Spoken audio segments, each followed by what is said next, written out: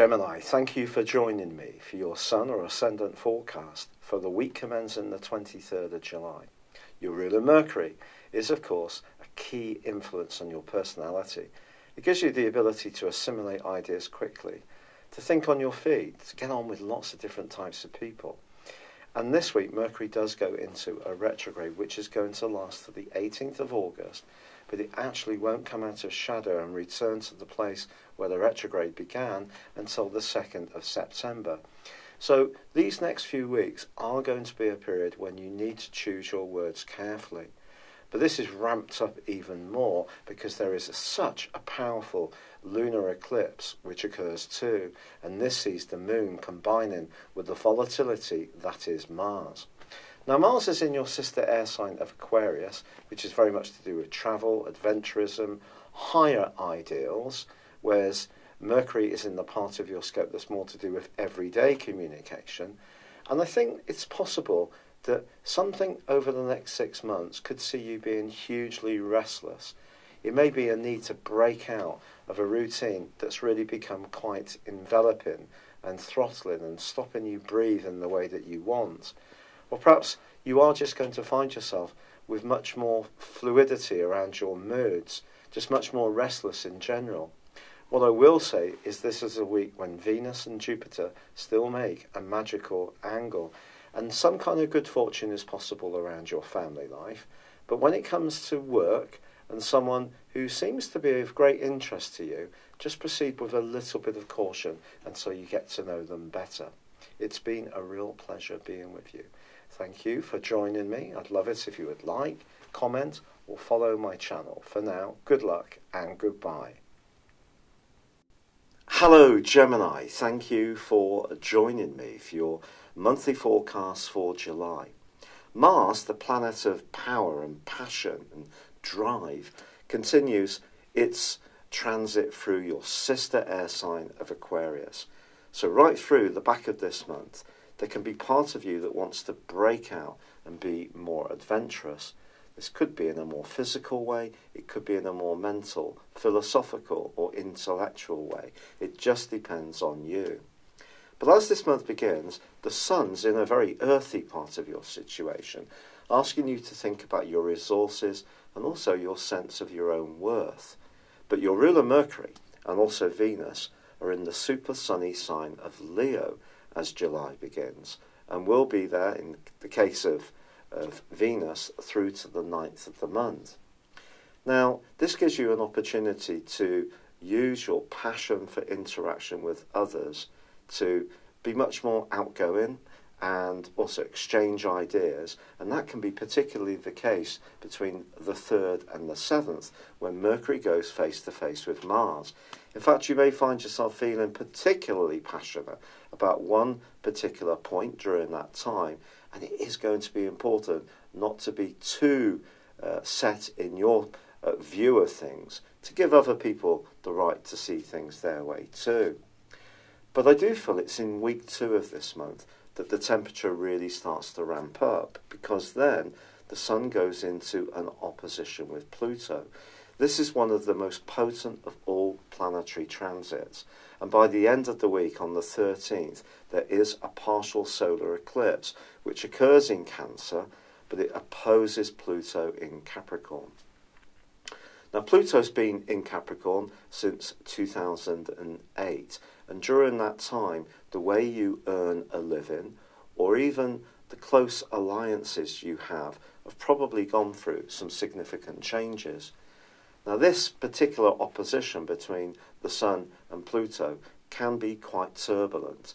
You may encounter somebody whose view or whose values are starkly in contrast to yours. And it's true to say also that from the 10th, once Venus moves into the sign of Virgo, a more earthy place itself, Mercury is there more exposed. It's going to be supported once the Sun moves into Leo on the 23rd, but then on the 26th, Mercury itself starts to retrograde.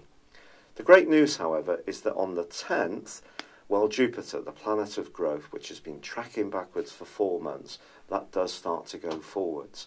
It won't get back to the place where the retrograde began until the 5th of October in terms of the exact degree.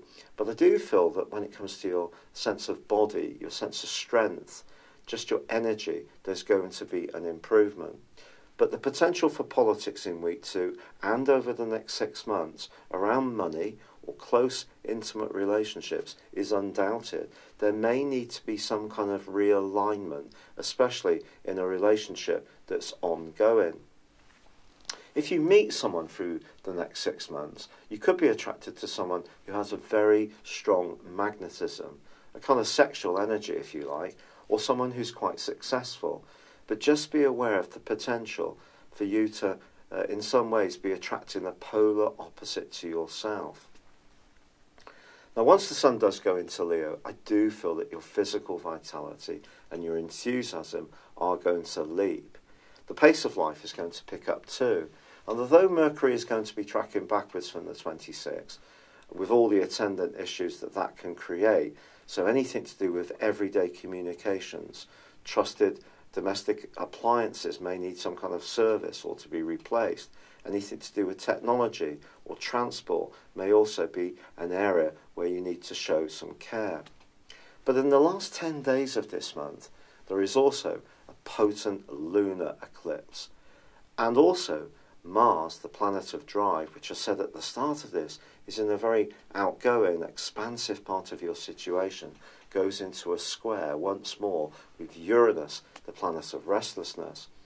Now, if this rings a bell, it's because it happened for around 3 weeks in May.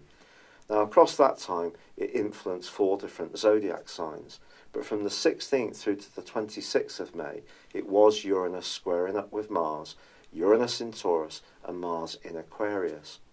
Now, both are in fixed signs, and essentially Taurus doesn't like or welcome change.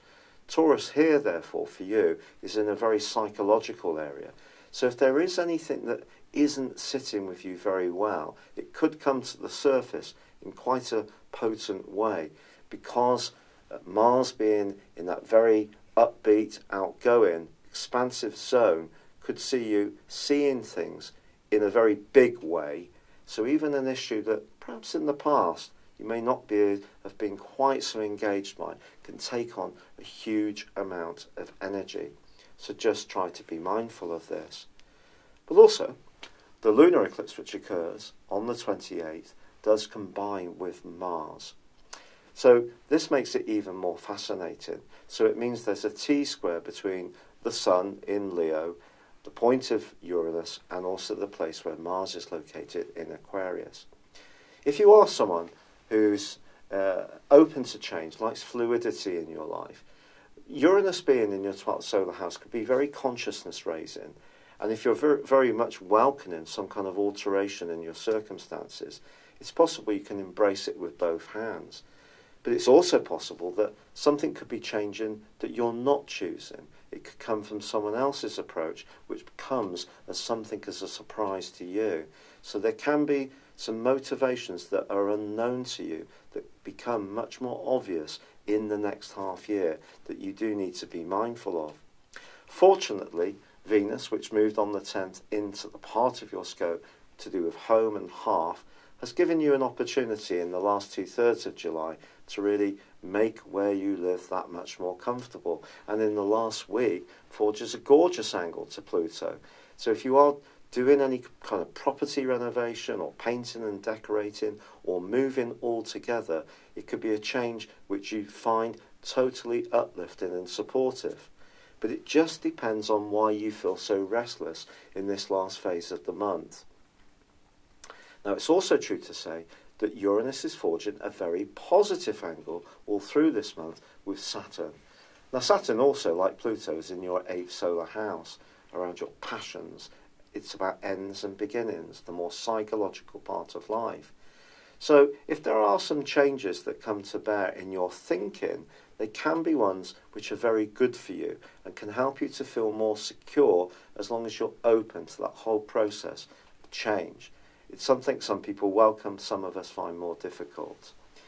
And also, Jupiter continues to forge a wonderful angle to Neptune right through the back of this month.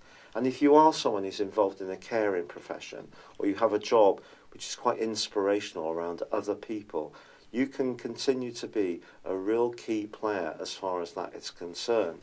So I think your communicational skills do definitely have a wonderful opportunity to shine this month.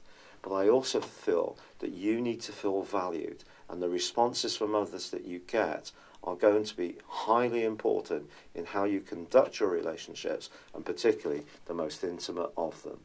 It's been a real pleasure being with you. Thank you for joining me.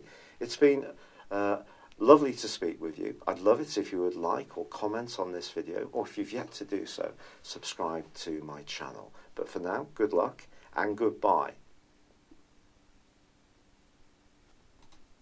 Hello, thank you so much for watching my video. I'd love you to join me at my Horoscope Ace app. You can find this at www.horoscope-ace.com. You can use it through Android, iOS, Apple or Facebook. Check out your ascendant or your moon sign, or download your free birth chart. There's all your favourite videos, plus there are daily, weekly, monthly and yearly horoscopes for general, love, Chinese and Indian astrology. If your passion is tarot, there's my brilliant 3-card money or love tarot readings too. And it's all there at www.horoscope-ace.com. Thank you.